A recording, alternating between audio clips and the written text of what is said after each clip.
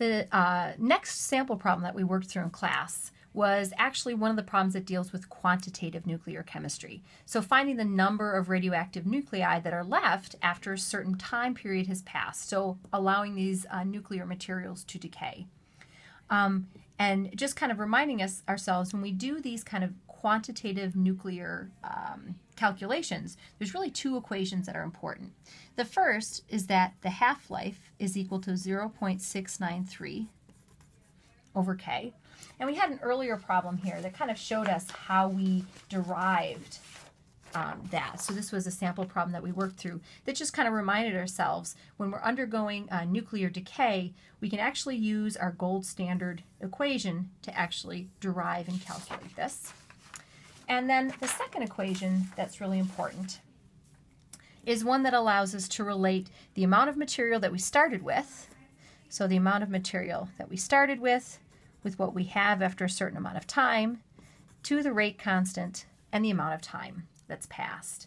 Now, what this kind of really talks about here is there's two ways that you can think about this. Remember, when we're talking about the amount of material, we can talk about the specific number of particles, we can talk about the mass of the material, or we can talk about the activity of the material. So in this case, we're talking about activity. So we actually can rewrite this equation to be the activity that we start with compared to the activity that we end up with is proportional to the rate constant for its decay times the amount of time that's passed. So one of the important skills that's going to be useful as we move forward in the course here, especially since we're moving on to chapter 16, which also deals with kinetics, is when you read a problem, how do you know what you're supposed to do? How do you even know where to start? So a couple of key things in this problem should jump out at you. You see the word radioactive. You see the word decayed. You see the word activity. So again, this should all kind of set off some alarm bells that this is a chapter 24 type problem, which really only has two equations associated with it. And again, this is the main equation. 4 variables with it, the amount that we start with, the amount that we end up with after a certain time t, and they're related by a proportionality constant, which we call little k, or the rate constant. Okay, so let's delve into this problem here. And it might be useful if we kind of start just listing the information that we're given. So information that we're given here.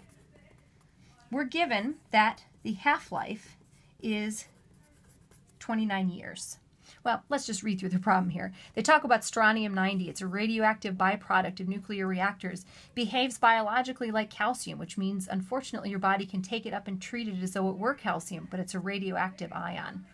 The element in group 2A, so that's why it behaves similarly. If you happen to ingest strontium-90, if you're a mammal, it can eventually deposit itself in milk and then end up in the bones of any individuals who would drink that milk. So infants, for example, drinking the milk of an adult that had been exposed to strontium-90. So here's where the problem really starts.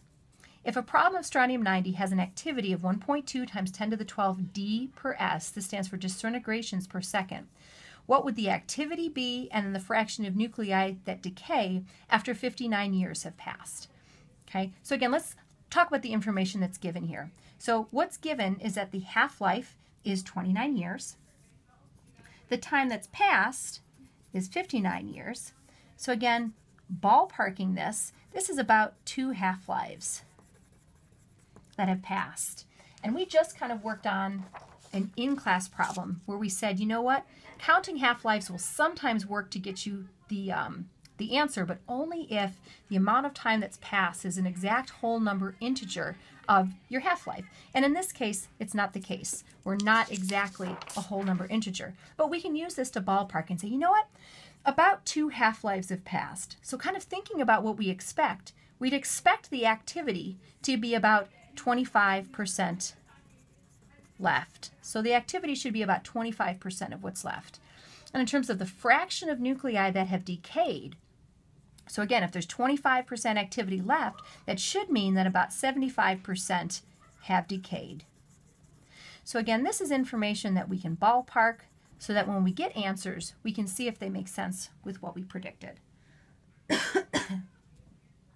Okay, now they give us the activity that we start out with. Strontium activity starts out as 1.2 times 10 to the 12th disintegrations per second. And don't be too concerned with what this means. This is really just a unit of activity. And there'll be lots of problems that have different units of activity. Sample problem 24.5, we'll see another example of a unit of activity. And these can be varied. But fundamentally, because we're taking a ratio of activities, the units really don't matter.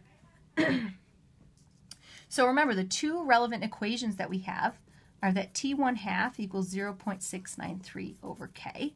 And so if we're given T1/2, we can use this to solve for K. And then the natural log of how much we start out with versus how much is left at time t is going to be equal to KT. Again, they tell us that 59 years have passed. They give us the starting activity. We can use the half-life to figure out what K is, and we want to solve for A sub t. All right, so K equals 0.693 over T1/2. So K for this problem is going to be equal to 0.024 per year. So going ahead and putting all of this information in here. The natural log, 1.2 times 10 to the 12th disintegrations per second, over we'd like to know how much is left. 0.024 years times the time that's passed is 59 years. So one of the ways that we can get rid of some of these terms is take e to the. So then we're going to be left with 1.2 times 10 to the 12th disintegrations per second over A sub t, excuse me.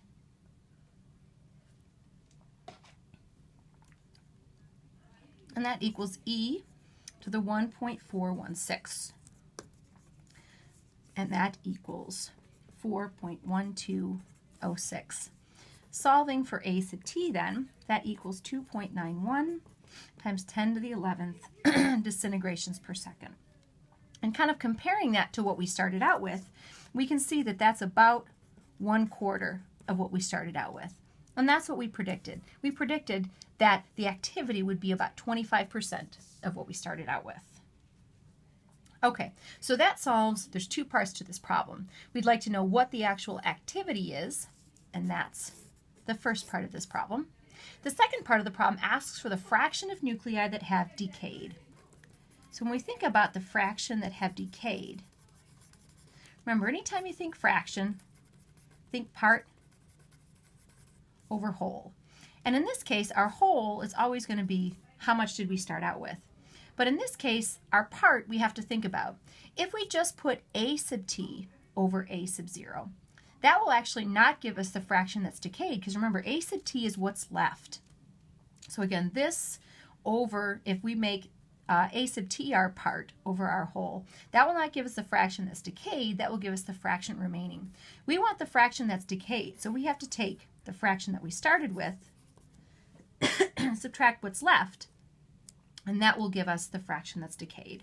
So in this case, 1.2 times 10 to the 12th minus 2.9 times 10 to the 11th over 1.2 times 10 to the 12th.